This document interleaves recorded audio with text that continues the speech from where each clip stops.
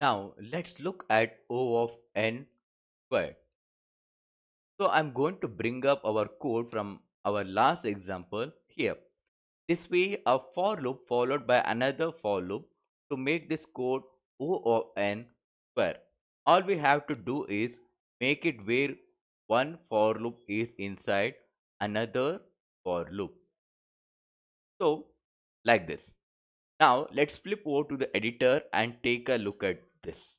So this is our method there with one loop of inside another for loop. And I want to point out this particular line of code. There it's important to have these quotes because it turns the whole thing into a string. If you don't, it's going to take I and j and add them together as integers, and you are not going to get the output that you expect. I'm going to run this, and then over here I'm going to scroll up to the top. Here we get 0 and 0, and it goes all the way back to the down.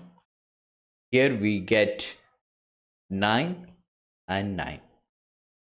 So now let's flip back. So these for loops ran n times, or for loop ran n times, okay, or n squared.